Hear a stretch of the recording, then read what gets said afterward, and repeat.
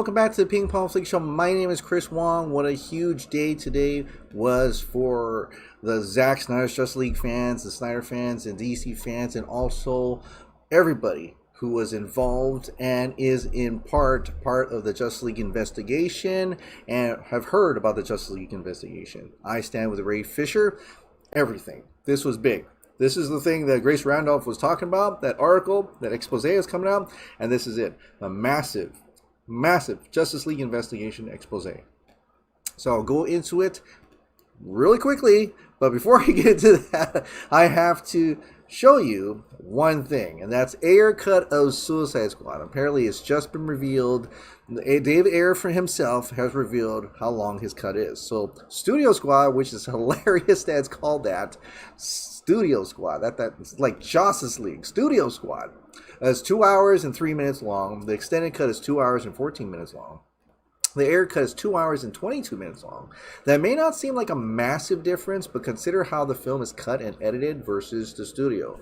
So David Ayer says 2 hours and 22 minutes. Now, I don't think this is the same situation as big as Zack Snyder's Justice League, where Joss Whedon reshot a lot of stuff, and Zack Snyder's Justice League is just way longer. There's probably a lot of reshoots as well, but David Ayer did do Studio Squad, and he did shoot that. But he probably didn't want to shoot all of the ones that Warner Bros. Has notes on, and it's re-edited differently. So that 2 hour and 22 minutes may actually be like maybe an hour of new footage. You know, you never know. So, but definitely, hopefully they can release the Ayer Cut, make some money. Come on, HBO Max, put some more content on your things.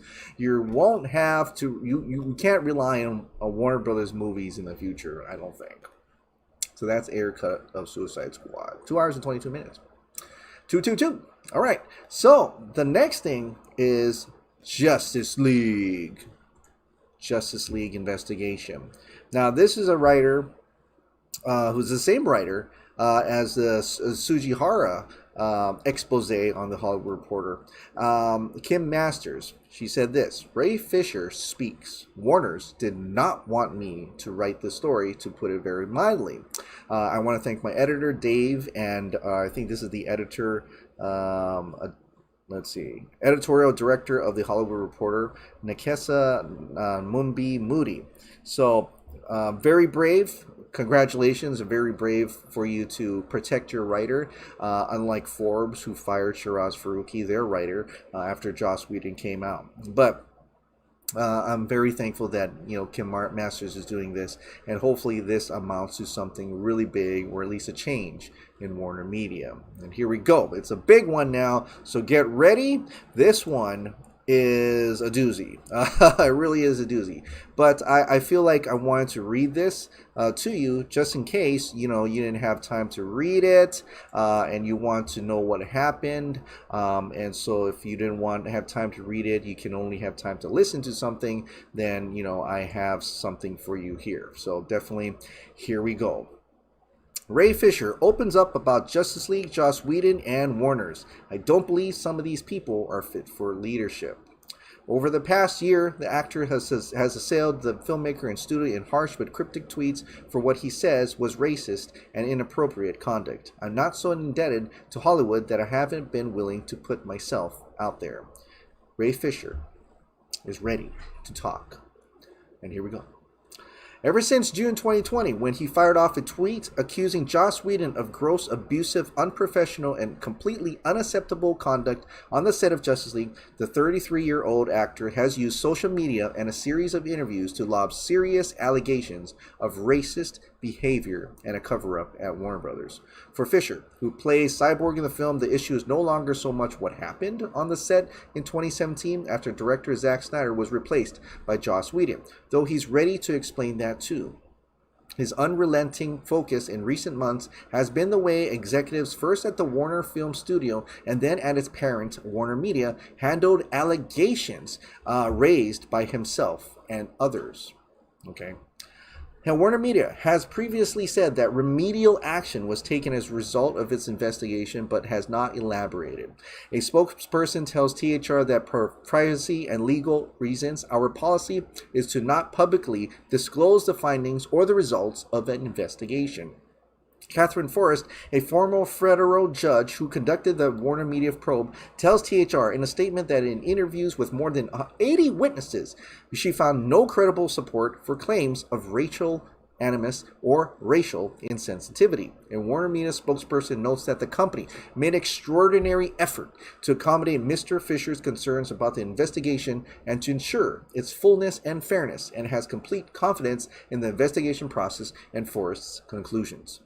Fisher was raised by a single mother and his grandmother in Lawnside, New Jersey, a community that he notes was the first self-governing black municipality north of the Mason-Dixon line.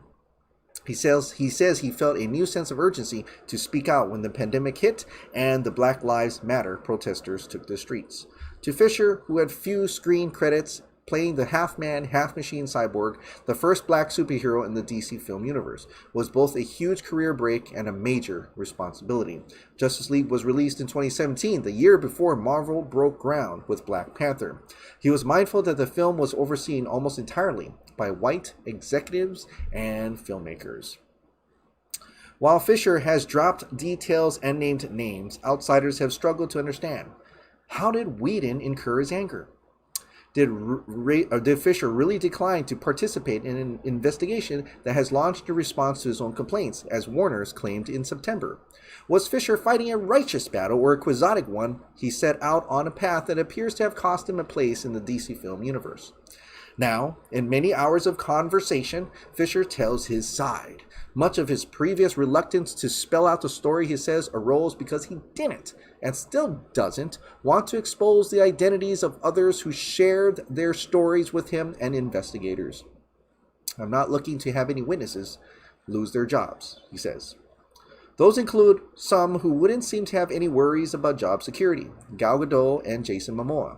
Others who were not involved with Justice League also spoke to Fisher, and in some cases the investigators, about experiences with Whedon and with Jeff Johns, who was co-chairman of DC Films and a producer on the film. They included Charisma Carpenter, who recently wrote on social media of Whedon's alleged abusiveness on Buffy the Vampire Slayer, and individuals who had worked with Johns on Sci-Fi's Krypton. Fisher got Warner's to start an investigation more than 2 years after the first version of the film was released, but he soon found the process to be suspicious. The studio and its parent company seemed to be focused on protecting top executives, he says. The process moved in starts and stops, and when he felt forced to ramp up his public protest, the studio responded with what Fisher calls a deliberate smear. Warner's maintains it has done everything necessary to address Fisher's concerns. He still wants an apology. In May 2017, Fisher was walking to a movie in New York when he got a call from Zack Snyder that left him stunned. Snyder was leaving Justice League, citing his daughter's suicide. Sources say Snyder was under enormous pressure at the time. The studio was unhappy with the reception and box office performance of his previous film, the bleak Batman v Superman, and with Justice League footage already shot, now insisted on a lighter touch. Warner's also asked Snyder to produce a 2-hour cut that he had a wrenching time delivering, though eventually did. Ultimately, Snyder left, and Whedon, who had written and directed Marvel's The Avengers and had already been brought in to help brighten Justice League's tone, took the helm. The Justice League that Fisher had signed up for was a far cry from the film that Whedon ended up finishing. Snyder had Fisher talk at length with screenwriter Chris Terrio before there was even a script. Zack and I always considered Cyborg's story to be the heart of the story, the movie, Terrio tells THR. He has the most pronounced character arc of any of the heroes, beginning from a place of despair and ending with a feeling that he is whole and that he is loved. And Terrio says he and Snyder took the portrayal of the first black superhero in the DC film universe very seriously, adding with a white writer and a white director, we both thought having the perspective of an actor of color was really important. And Ray is really good with story and character, so he became a partner in creating Victor, referring to the character's given name. When new filming proceeded under Whedon, says Fisher, he came to feel that he had to explain some of the most basic points of what would be offensive to the black community. After Fisher's reps were told that Whedon planned to make major revisions to the film, he flew from New Jersey to meet with the filmmaker in LA. When the two met at a bar, Fisher says, Whedon was tiptoeing around the fact that everything was changing. As he left the meeting, Fisher was handed the revised script, which he read twice on the plane back. Gone was Cyborg's traumatic backstory, his relationship with his mother, whose loving scenes with her son were eliminated, as was the accident that killed her and led to his transformation. The material was later restored in the Snyder Cut version of the film that streamed on HBO Max. It represents that his parents are two genius-level black people, Fisher says. We don't see that every day. We didn't send out an email asking for questions, comments, or fulsome praise, but Fisher says it became clear. All he was looking for was the fulsome praise. Trying to strike a jocular tone, Fisher responded that he mourned the loss of the cyborg material but was moving on. He said he had notes to avoid issues in terms of representation of the character, but in a call with Whedon, Fisher says he had barely started to talk when the filmmaker cut him off. It feels like I'm taking notes right now, and I don't like taking notes from anybody, not even Robert Downey Jr., he said. Wow. I wonder what Robert Downey Jr. He probably has a lot of stories to tell. Other sources on the project say Whedon was similarly dismissive of Godot and Momoa when they questioned new lines. Whedon declined to comment for this piece. Of course. Fisher turned to Johns, who he says had presented himself as a kind of mediator. But Fisher says his ultimate response was, "We can't make Joss mad." Publicist Howard Bragman, who represents Johns, denies that, but says Johns recalls suggesting that any creative pitches should happen when Joss Whedon was not preoccupied, so he would be most receptive. So you mean when he's not mad? That's basically the same thing. Once Whedon got involved, Fisher says that Johns told him that it was problematic that Cyborg smiled only twice in the movie.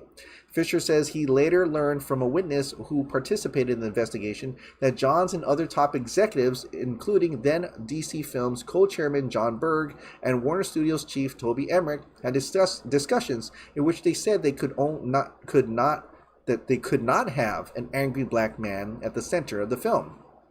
John's rep responds that once the chairman of the studio mandated a brighter tone for the film, all further discussions centered on adding joy and hopefulness to all 6 superheroes. There was always conversations without avoiding any stereotype of race, gender, or sexuality. Johns told Fisher he should play the character less like Frankenstein and more like the kind-hearted Quasimodo. Fisher says that in order to demonstrate the look he wanted, Johns dipped his shoulder in what struck Fisher as a servile posture.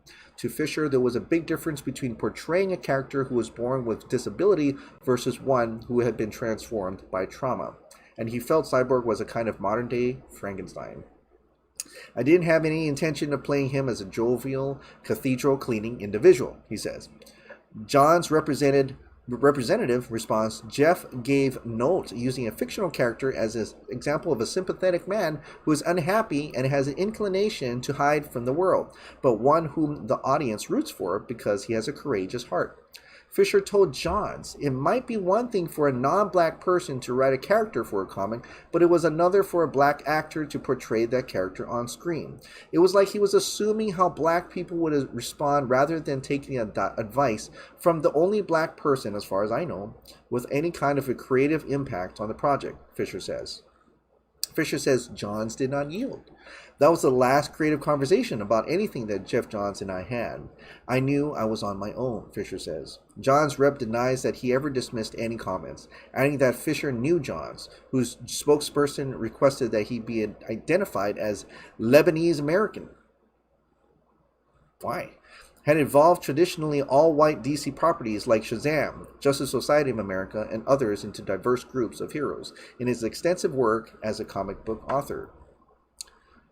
Justice League producer Charles Roven, a veteran on DC superhero films dating back to Batman Begins in 2005, says, I fully empathize with Ray that his character arc was significantly altered and shortened. I've also collaborated with Jeff over many years and found him to be a gracious and humble man.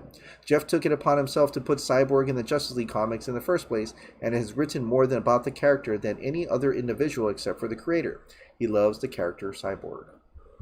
All these tensions were playing out during an extremely stressful time in the studio. AT&T's $85 billion acquisition of Time Warner, which was announced in October 2016 but didn't close until June of 2018, was still pending.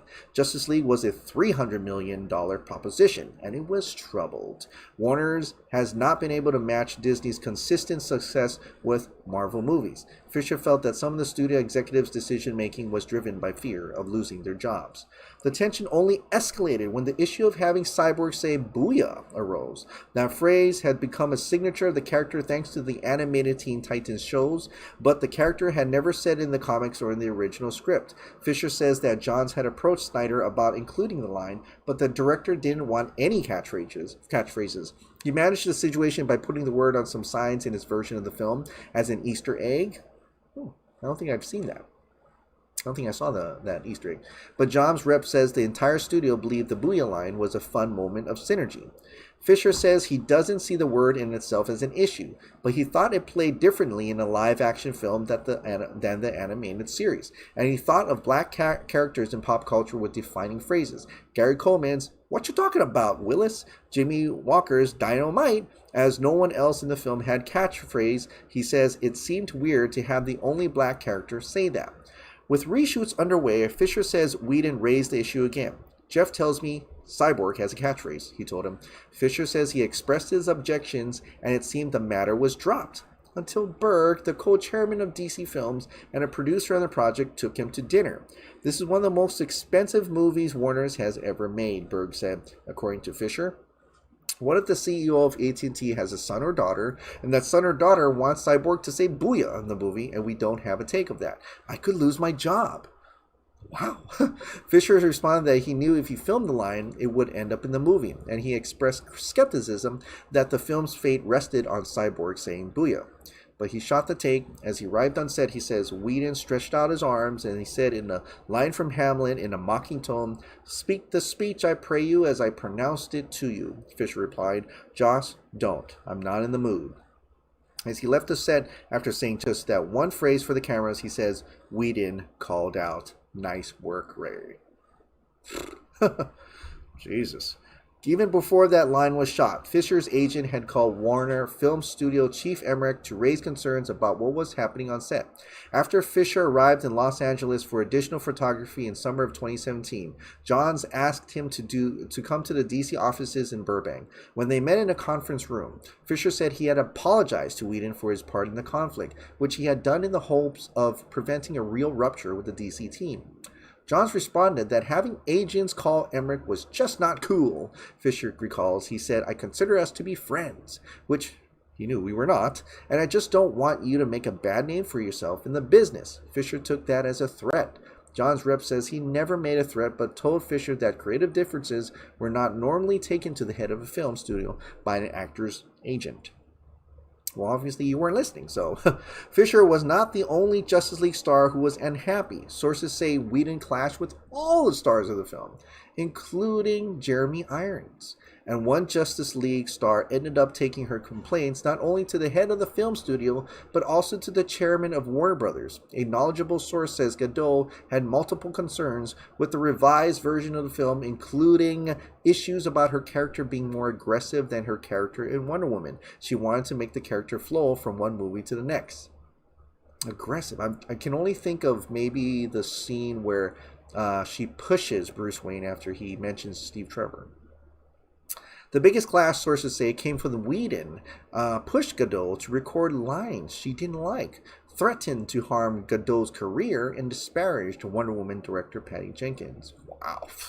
While Fisher declines to discuss any of what transpired with Gadot, a witness on the production who later spoke to investigators says that after one clash, Joss was bragging that he's had it out with Gal. He told her he's the writer and is going to shut up, and she's going to shut up and say the lines, and he can make her look incredibly stupid in this movie.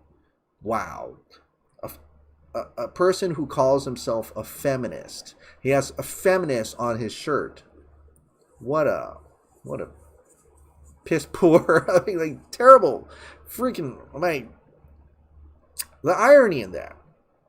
A knowledgeable source says Godot and Jenkins went out to battle, culminating in a meeting with then Warner's chairman Kevin Tsujihara. Asked for a comment, Godot says in a statement, "I had my issues with Whedon, and Warner's handled it in a timely manner." 3 months after Justice League hit theaters, Whedon exited Warner's Batgirl project. Batgirl is such an exciting project, and Warner's DC such collaborative, supportive partners that it took me months to realize I really didn't have a story, and so he was fired. I mean, yeah, he said at the time. When Justice League opened in November 2017, the film was panned. It has a 40% rating on Rotten Tomatoes and grossed a disappointing $658 million worldwide. Berg exited his job that December. Johns departed the following June. But Whedon was still part of the Warner Media universe. In July of 2018, a few months after he left Batgirl, HBO greenlighted his drama, The Nevers, straight to series. But in November 2020, just a couple weeks before Warner Media said it had taken remedial steps after its investigation into Justice League, Whedon left the project too. HBO chief Casey Bloys has said there was no complaints about Whedon's behavior on that series. This time, Whedon said he was not up to the physical challenges of making such a huge show during a global pandemic. Warner's issued a clipped, "We have parted ways with Joss Whedon." And, they obviously are not really promoting that show either. After Justice League, Fisher went on to play Marshala Ali's son in the 3rd season of True Detective, which he calls a great experience. But in the coming months, he would hear fresh reports about what had gone on behind the scenes on Justice League, including the angry black man conversation and other allegations involving Johns. 2 individuals who worked on Sci-Fi's Krypton TV series talked to Fisher about events that had taken place on the series. Multiple sources tell THR that the show's creators were passionate about doing some non-traditional casting and that Reggae John Page, who would go on to become a breakout star of Bridgerton, had auditioned for the role of Superman's grandfather. But Johns, who was overseeing the project, said Superman could not have a black grandfather. The creators also wanted to make one superhero character, Adam Strange, gay or bisexual, but sources say Johns vetoed the idea. Jeff celebrates and supports LGBTQ characters, including Batwoman, who in 2006 was introduced as a LGBTQ in a comic book series co-written by Johns, said Johns' rep in an email. Johns also pitched Warner's on developing a television show around the first LGBTQ-led DC superhero television series, he adds. As for the role of Superman's grandfather, the rep says Johns believed fans expected the character to look like a young Henry Cavill. Well, that's weird because, yeah, like this picture here, like Zod was black and you don't look anything like Michael Shannon. Yeah. Also to the point that the first episode, they had like Christopher Reeve's cape and the John Williams score. So, Several sources who spoke to Ray Fisher around this time were willing to talk to Warner's investigating. Among them was writer Nadria Tucker, who tweeted February 24th, "I haven't spoken to Jeff Johns since the day on Krypton when he tried to tell me what is and is not a black thing." Tucker tells THR that Johns objected when a black female's character hairstyle was changed in scenes that took place on different days. "I said, black women, we tend to change our hair frequently. It's not weird. It's a black thing," she says, and he said, "No, it's not." John's spokesperson says, "What were standard continuity notes for a scene are being spun in a way that are not only personally offensive to Jeff, but to the people that know who he is, know the work he's done, and know the life he lives, as Jeff has personally seen firsthand the painful effects of racial stereotypes concerning hair and other cultural stereotypes, having been married to a black woman who he was with for a decade, and with his second wife who is Asian American, as well as his son who is mixed race." By late June of 2020, Fisher went public with his dissatisfaction at what he viewed as Warner's inaction. For their part, Warner's sources contend that Fisher was being manipulated by Snyder, who hoped to reclaim control of the DC film universe. Wait, what? Yeah, what? Manipulated by Snyder. They're so afraid of him. They think he's doing all this. He's like a master manipulator. Like, the man, he just wants to finish his vision. We just let him finish his vision. He doesn't want anything to do with whatever you're doing over at Warner Brothers. They're blaming him for everything. What's like I tweeted out, like, COVID resurgence. That was Zack Snyder's fault. Like, what the fuck? Oh man, Jesus. Fisher says the assertion that a black man would not have his own agency is just as racist as the conversations Warner's leadership was having about the Justice League reshoots. I've been underestimated at every turn during this process, and that is what has led us to this point. Had they taken me as seriously as they should have from the beginning, they would not have made any foolish mistakes as they did in the process. Snyder denies any role in influencing Fisher. Tweeting footage of himself praising Whedon at Comic-Con in 2017, Fisher wrote, "I'd like to take a moment to forcefully retract every bit of this statement." His earlier words had been based on studio-supplied talking points, he says. In a subsequent tweet, he said, "Whedon's on-set behavior has been gross, abusive, unprofessional, and completely unacceptable," adding he was enabled in many ways by Jeff Johns and John Berg. He did not elaborate. Berg told Variety it was categorically untrue that we enabled any unprofessional behavior. He added that Fisher was upset about saying "booyah," a well-known saying of Cyborg in the animated series. As Fisher continued to air grievances on social media and in some interviews, he began to suspect that when he tweeted, the studio would put out an announcement to distract from his message. On July 1st, the day that Fisher tweeted about Whedon's behavior, Deadline published an exclusive saying Warner's was making a live-action Frosty the Snowman movie with Aquaman star Jason Momoa voicing the iconic Snowman. A few weeks later, Momoa pushed back in an Instagram post, "I just think it's fucked up that people released a fake Frosty announcement without my permission to try to distract from Ray Fisher speaking up about the shitty way we were treated on Justice League reshoots." He wrote, "Serious stuff went down. It needs to be investigated and people need to be held accountable." Warner says the Untitled Snowman comedy remains in development. Are you serious?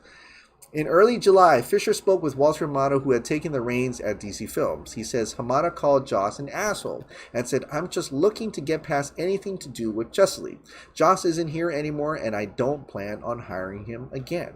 But according to Fisher, Hamada said he did not believe Joss had done anything wrong. "I don't know John Berg very well. I know Joss was difficult, but Jeff, Ray, he's really getting dragged through the mud, and I'm sure you're getting your share of hate too." Fisher responded, "I'm fine with the hate because I know I'm telling the truth." He asked for an investigation. Later that month, the studio's HR department contacted Fisher. He says he spoke with two executives for about 2 hours.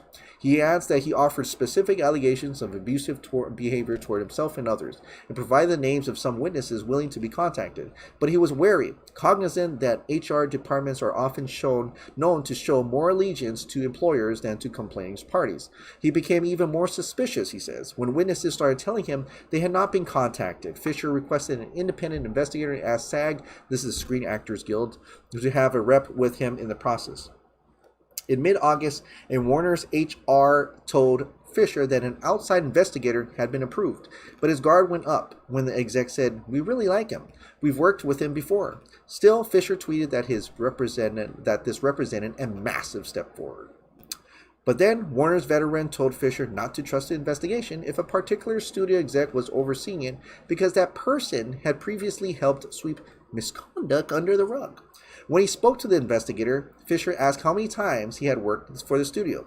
He declined to answer. Fisher asked who was overseeing the inquiry and said he would have an issue if it was the executive named by this contact. He still got no answer. Feeling that the situation felt pretty dodgy, Fisher went no further. On August 26, the investigator provided a name, citing an attorney in the general counsel's office. When Fisher looked at the Warner Media website, he found this individual was the only black attorney whose headshot was visible. And in fact, that lawyer had nothing to do with the investigation. She handled matters for HBO, HBO Max, TBS, and TNT. Fisher wondered if naming her had been a simple mistake or a ploy to lull him into a sense of security with the idea that she might be on the same team as me simply by the way of her being a black person. Feeling ever more distrustful, Fisher continued to tweet, writing on September 4th that Hamada had thrown Whedon and Berg under the bus while covering for Johns. "Unfortunately, it's not until I start talking about people specifically that the needle starts to move," he says. "If they were ever going to try to cover things up, I wasn't going to let that happen." Fisher then got a call from Berg, who said he was sorry the actor had an appalling experience on Justice League and he hadn't been able to help, acknowledging that a bunch of straight white men had been running things. He said he hoped the studio would improve on that in the future. Berg said he had spoken to the investigator at length and truthfully. I let him know that it did mean a lot, Fisher says. I'm not beyond forgiveness when it comes to this kind of stuff.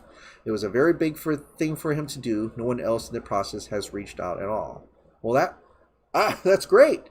There you go. Dropping your ego, apologizing for what you did, and coming to terms with what happened and everything. That's good on Berg.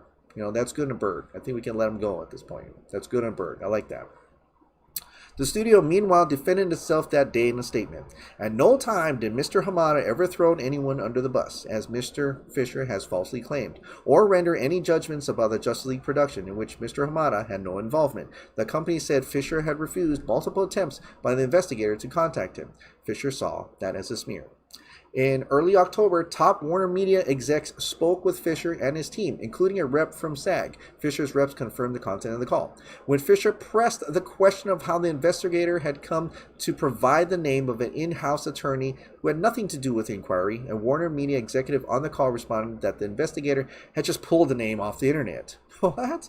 Christy Halbegger, head of communications at Warner Media and the company's top inclusion officer, said the studio's statement that Fisher had refused to cooperate with the investigation had been based on third-hand information. The studio's communications department had been responding emotionally to Fisher's public allegations against Hamada. She said, adding, I think they believed what they were saying was true. Fisher wondered why anyone at the studio, which was ostensibly the subject of the investigation, would comment at all. Pressed by Fisher, Halbegger declined to say who at the studio had approved the statement, but she said she was furious when she read it. I've made it 100% crystal clear to everyone in the entire Warner Brothers communication organization that not a goddamn word can be said about Ray Fisher, Halbegger said. If I catch anyone doing that, they're fired. I don't know if she caught him or not. Fisher says he asked for an apology repeatedly in the weeks that followed. Warner Media kicked around some language that he felt fell short. Ultimately, Halbegger told Fisher, I don't think that if people said something they believed was true, that there's an apology needed. Well, I think they should still apologize anyway, even though they were just say, I'm sorry we thought it was true, but I apologize for putting out that statement. It's nothing big. People who are humble can certainly say that. After the studio put out the statement accusing him of not cooperating, what Fisher calls the hit piece, he asked for another investigator. Warner Media agreed to bring in Forrest, who they told him had handled the investigation of ousted CEO Sujihara.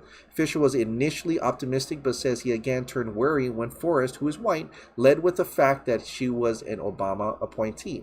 Still, Fisher was somewhat optimistic because he believed Forrest's previous Sujihara investigation had exposed alleged misconduct. But she told him that she hadn't completed the inquiry before Sujihara left. Instead, he left after THR published an article about his entanglement with aspiring actress Charlie Kirk, which the writer for this is the one responsible for that one.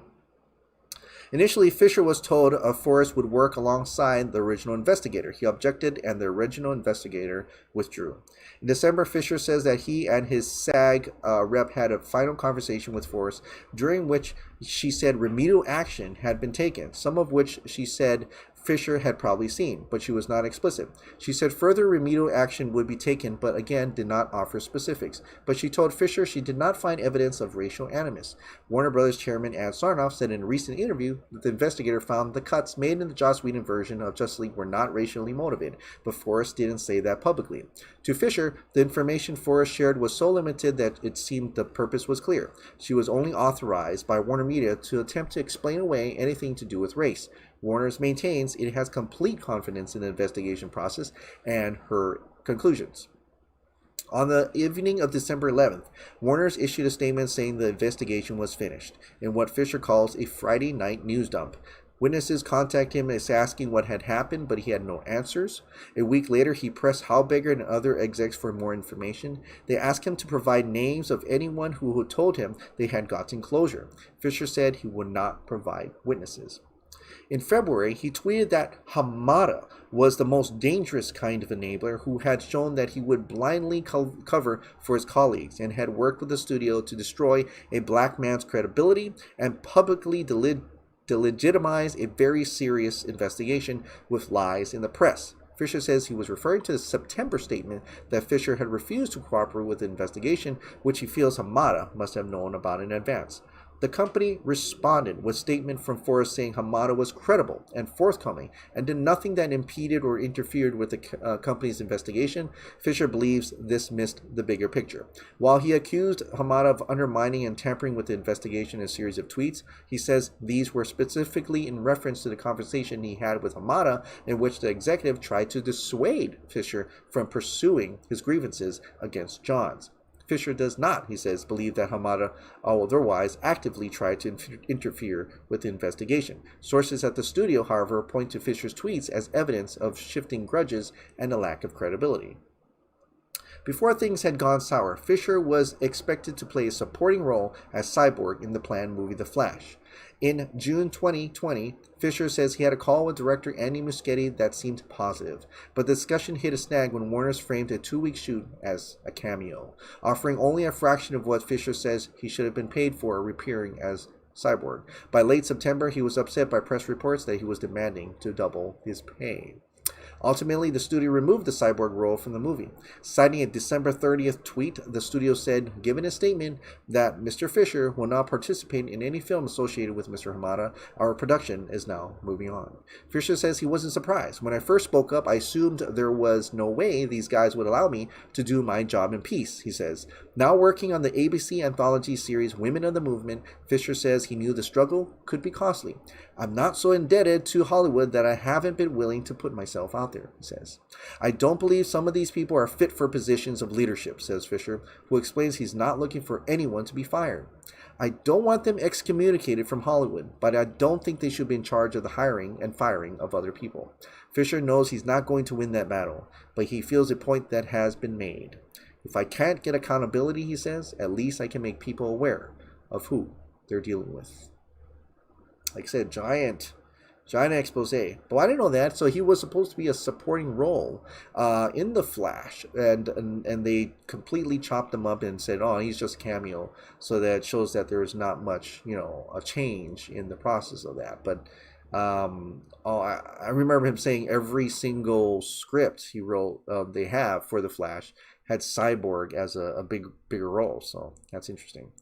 But huge thing, and a lot for you to process. Absolutely a lot for you to process in this, and should be processed, including people who ever want to work for Warner Brothers. I mean, this is the kind of content that's why Warner Media didn't want this to go out. It makes them look bad. It makes them look like they can't handle their house. Get your house in order. And everything in here. There are moments of things where, like he says, like, a black man would understand this, a black woman would understand, black people would understand this, and I would have to agree. I mean, Jeff Johns really kind of butted his way into all these different projects and screwed with creative visions. He screwed with Zack Snyder. Zack Snyder didn't want the booyah in there. He screwed with that. The creators, the Krypton, they wanted, a black grandfather for for Superman, and he messed with that. And it's kind of like, there you go. This is countering. This is the opposite of Toby Emmerich saying that we put the IPs in the filmmakers' hands, in the creators' hands, so that they can may have their own vision. This is the opposite of that. And if you guys are still toting that tagline, you should take it off at this point. You says, oh, we don't, support creator visions. Just like Kathy Ann recently came out and says, the studio messed with her movie too. So it's still happening. It's still happening now. Now, I can't speak for what a black person would say is offensive to them, because I'm not a black person. So I wouldn't know. If it was something Asian, then maybe something I would know. It's like, yeah, I think that's offensive to an Asian person. But as I'm not a black person, I don't know if it's offensive. So what do? I ask a black person, would this be offensive? Would this be something that I should know? And that's exactly what Chris Terrio did. Chris Terrio said, you know what, I'm a white writer. Zack Snyder's a white director. Let's have Ray Fisher come in, include him in the process of creating that character, get his input of what's right, what's wrong. And that's what it should have been done from the first place. And no, Jeff Johns, Joss Whedon just made him submit, saying this is what we think a black person should do. This is without even listening to you, what a black person, like, include him in the creative process, how Chris Terrio and Zack Snyder had to include him in the process, right? Make them feel comfortable representing the character that was created for them. They were included from the beginning. And Toby Emmerich says, oh, we're going to continue the vision that Zack had, which is an obvious lie and totally different from what happened. It doesn't make sense. Include them. That's all I can say. Include them. You're not a black person. You're not an Asian person. And if a black person, an Asian person, or any other person feels like this is not how it should be represented, being that character, they don't feel good about it, and when they speak up, I think you should actively listen to that instead of just putting your own type of, well, I'm a DC guy and I want this, even though this is you, we're just letting you, giving you this IP, contracted to you that you are going to create your own vision with this IP. You're going to forcefully put your own thoughts, put your own, what you're trying to create on all these different projects. Make your own, man. You did. You have your own Cyborg and Doom Patrol, and you had your, I don't know what the creators over there were thinking about that. I have no idea. But it's so, like, just coming in on people all the time. It's just so annoying. So, but this was a big expose. I don't know what's going to come of this. But definitely a lot of people had said, I stand with Ray Fisher today. It trended enormously. It was huge on all over social media, and no response from Warner Brothers or Warner Media other than they tried to kill this article, and they really need to get their house in order. Like what could happen from this? I don't think this would happen because Warner Brothers has such a huge ego, but I think the best thing in my mind would be come out with a public statement, a public apology to Ray Fisher, to even though if it was misinterpreted or anything, or they think that it wasn't the right, it wasn't on them, they should still just be humble and say, I apologize for everything that has happened. I apologize to the 80 witnesses and Ray Fisher. I apologize to the public. I apologize for not inclusion and all this kind of stuff. And just humbly apologize. Let go of your ego, apologize, and then work together. Then we can move forward. With that, and have that statement that says, we are a company. See, we apologize. We are a company that for the future will be looking at these projects very carefully and making sure that the creators' visions are intact, and make sure that we are all happy about that. So, will that come of it? I don't know. I don't know if they would let go of their ego. It's Warner Brothers after all.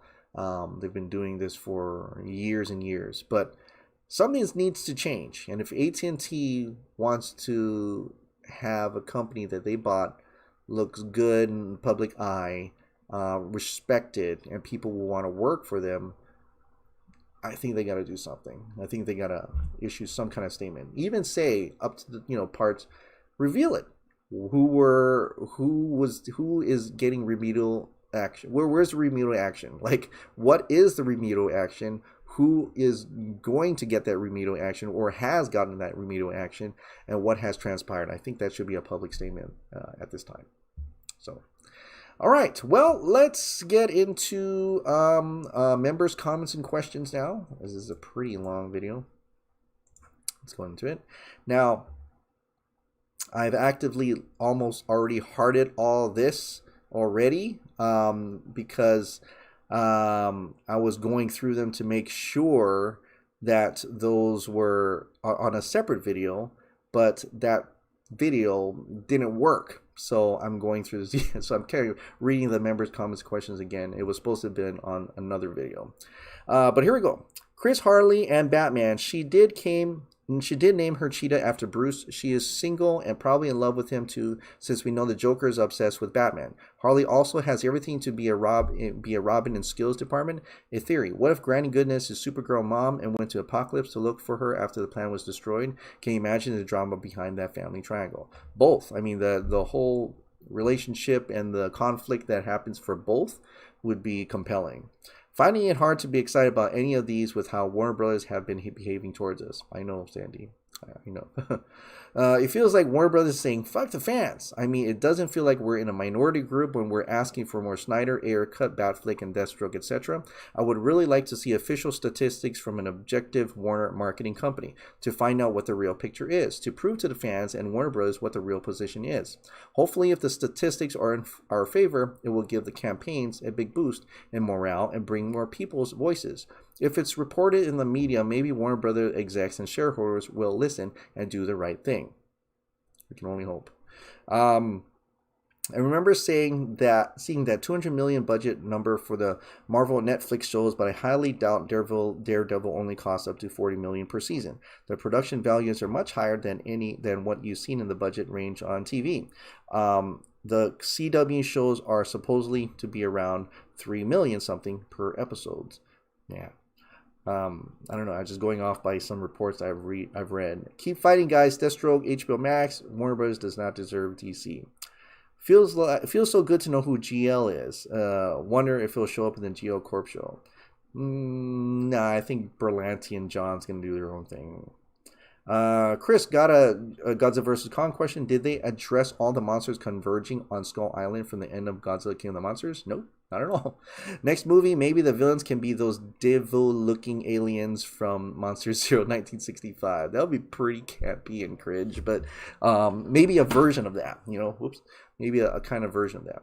Chris, Batman v Superman Remastered is now finally available on HBO Max. Also, update regarding package delivery. I contact Midtown, and there's a delay due to COVID. Hopefully, it will arrive sooner than later. Well, appreciate it, Geek Haven. I appreciate that. Thank you.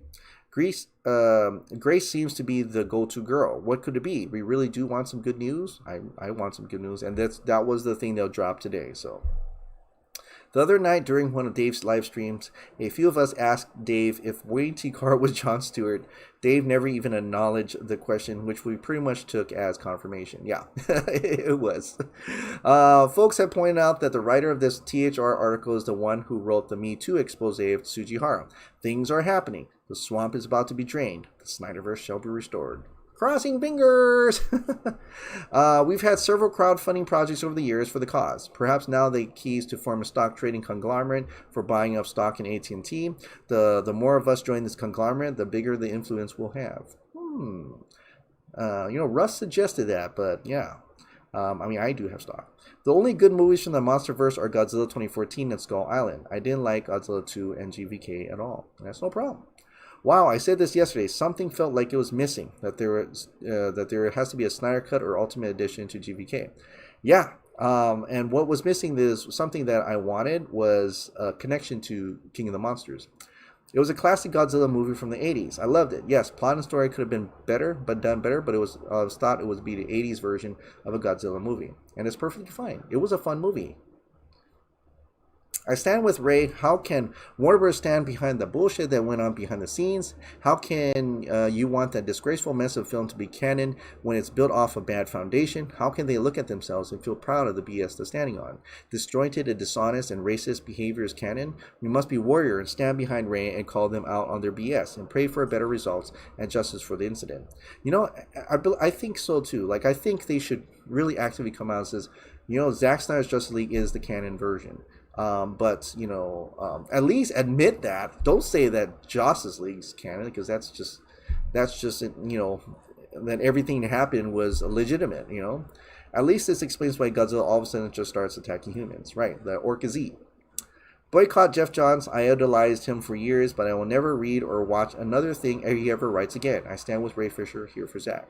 Hot Dog Light Gang. Show Toxic Bros your fear. Find it crazy that Jeff or whoever said to no to Black Grandfather, but yes to Black Villains On. I said the exact same thing. I gotta be honest, Chris. Godzilla vs. Kong was my least favorite of the MonsterVerse. I didn't hate it, but I didn't love it. I really hope someday we get to see this version of the movie, released in Wingard card. And I don't know if we will, because this one was successful. I think if it wasn't successful, there would be a slight chance. But, you know, honestly, like, there are always cuts, but, I mean, I guess it depends on the studio and Wingard. If there was ever a time for the DCEU to move in on the MCU, that time is now. Restore the Snyderverse. I enjoyed the Aquaman movie, but making it horror-oriented definitely would have been better. The trench scene was one of my favorites, and the music was so appropriate. And just like you mentioned, it's the ocean, so there's all kinds of scary, mysterious creatures there. Yeah, that's why I kind of want to see the trench movie, because it would have been like a more scary, no superheroes. It's just a bunch of maybe teens on a boat or something, and they run into all these horrific monsters. The whole mystery behind the girl, or the boy line is exactly why we need Ben Affleck's solo Batman film. I know Ben only signed on for a few movies, but I really need to see more of him interacting with Joker. I need to see more of his Gotham City that turned him into this hardened and gritty. I think I said more of that. Batman. Okay, yeah. Me too. Having the first ever live action Jon Stewart would have been major, not just for the actor cast in the role, but for Green Lantern fans, period. Especially those like myself whose introduction to Green Lantern came from the animated series. Yeah, it would be huge. And actually, it would actually put another little stain on Warner Brothers, so they probably don't want it ever to come out. But I think, hopefully, it will come out soon. Like a big reveal for that, so hopefully. All right, well, that is it. Thank you so much for watching. Thank you so much for tuning in. Like I said, if you absolutely love this daily dose of entertainment news and content, please hit the like button, hit the subscribe button, ring that notification bell, keep this hot dog light on, and I'll see you next time.